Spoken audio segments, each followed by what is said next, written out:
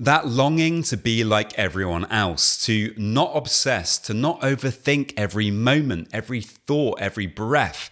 If you've been living with OCD, you've probably felt it. A deep, painful sense that you've been robbed of something that other people get to kind of take for granted. In today's episode, we're talking about that longing, what's behind it, why it runs so deep, and how OCD traps us in a cycle where we feel broken, different, or like we're always lagging behind in some way. If you're tired of going round in circles with OCD and want a personalized approach to finally move forward, I offer one-to-one coaching designed to help you build real change. You can book a free 30-minute discovery call with me over at robertjamescoaching.com. There's no pressure, just a chance to see if this is the right fit for you. It was 10 years ago now that I moved to Barcelona, and a big part of the reason for that change was actually trying to deal with OCD and anxiety in a better way, to kind of move to a new place, to have a new start. And I think I believe that by doing this, by having more sunshine, by living in a beautiful city like Barcelona, that it was really going to help me to finally put OCD in its place so that I could be normal like everybody else. I could start enjoying myself and start living my life more, without OCD being there in the background all the time, kind of making things much more difficult. And, although maybe the first few months were very exciting, I was so happy to kind of be here, to be enjoying that sunshine and living more in the moment, and everything was new, and it was a really great time. After a few months, this kind of quiet disappointment began to kind of arrive at my door, where I realized that the OCD hadn't gone anywhere. It was still there. It was still kind of, the same cycles were running, the same themes were there in the background, only I'd now changed the scenery.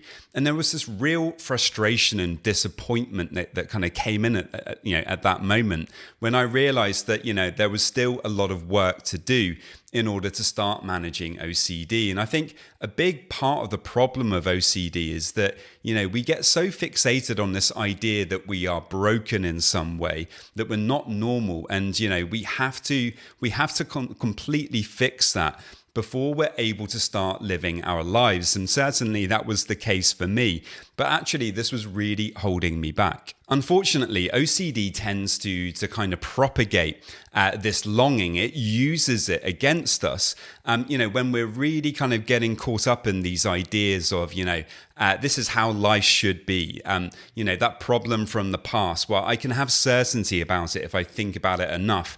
And then I can be normal. Then I can be happy. Or thinking about the future, trying to think about all the things that could go wrong, and mitigating all of those things. Well, doing that is going to make me happy. But of course, all we're actually doing is getting caught up in rumination, trying to have certainty. We're trying to avoid things. We're trying to not have self-doubt. And all of these things, they keep us in that OCD trap. It was a few years after arriving here that I finally began to kind of realize that things really were beginning to change with my OCD, but this time in a much deeper way. And it was a lot more to do with accepting the fact that I was struggling, not trying to demand that I feel a certain way all the time. Acknowledging that I was going to, at times, feel very uncomfortable. At times, I was going to struggle with obsessions, and that actually, as long as I chose to kind of focus on what was important to me, rather than getting rid of those things all the time, that actually I could still be happy. For so long, I think with OCD, I was telling myself, until this is gone, it's going to ruin everything for me. I'm not going to be able to enjoy my life. I'm not going to be able to have a kind of satisfying, happy relationship. My work is going to, it's going to suffer because of this. Everything in my life is going to suffer because of this. And of course, when we kind of get really caught up in that story, well, it becomes a self-fulfilling prophecy. Fortunately for me, I think I started to kind of see this more clearly. I started to slow down a little bit. It was around about this time that I took a year off drinking alcohol altogether. And of course, that really helped me to reflect a bit more on my situation.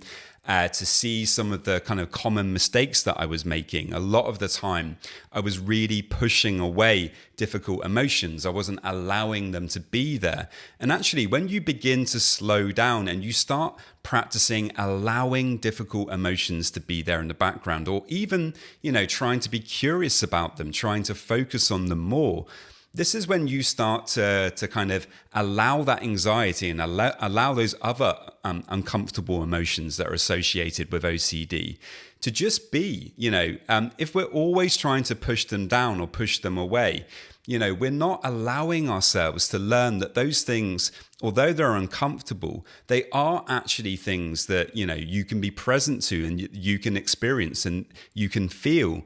And when you do, well, often they begin to kind of move move along. In my experience, recovery from OCD isn't kind of clean. It's often messy.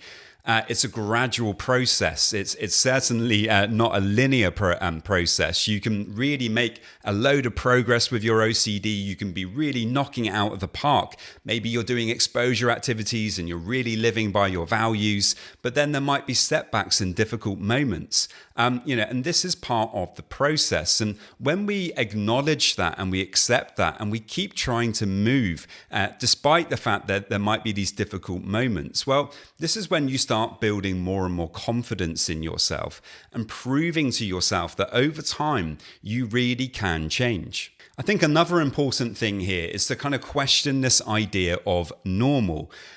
What does that even mean anyway? Everybody is complicated, of course. If you struggle with OCD, then your situation might be even more complicated. But this idea of normal, I don't think it's necessarily very helpful. I think, everybody is different. Everybody has their own specific things that they struggle with. I think most people, when you really kind of speak to them and really kind of have a deep conversation with somebody, you may find that, although of course they may not struggle with OCD, they may have all sorts of difficult things in their life. They may have struggled with very hard, difficult experiences. And to kind of bring this idea of, there's normal people and then there's people with OCD or with this disorder. When we bring that kind of mindset to the table, again, it becomes a bit of a limiting belief. So rather than focusing so much on this idea of normal, I think it's much more important, if we can, to kind of slow down a little bit and to think about, well, what's actually really important? Are you connecting with the person that you really want to be? Have you decided kind of, what you want to do over the next few years? What's really important to you? What kind of person you want to be? How you want to show up in the world? Because if we can focus on those things, despite the fact that OCD is there in the background sometimes, well, very often we begin to feel normal anyway. When we're constantly searching for that feeling of normality, I think it can evade us and it can feel much more difficult. One of the most powerful things you can learn to deal with OCD is moving forward in your life, despite the fact that there's perhaps imperfection there, there's uncertainty there.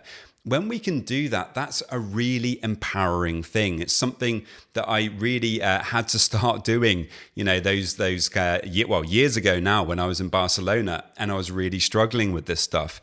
I think I realized that, I do have much more power in my hands than I've been giving myself credit for. And when I really take action, despite the fact that I'm not feeling normal right now, well, that's when things can really begin to change. If you're longing to feel how you did before OCD, well, you're not alone. That longing makes sense, but it doesn't need to guide your action. Recovery starts when we let go of chasing normal and begin showing up for life as it is right now. Many thanks, guys. I really hope that you found that helpful. Please remember that I offer a free discovery call. To get that, you can head over to my website, robertjamescoaching.com. There's a link in the show notes. This video is for educational purposes only and is not a substitute for professional mental health advice, diagnosis, or treatment. If you are dealing with OCD, anxiety, or any mental health concerns, please consult a licensed mental health professional for support.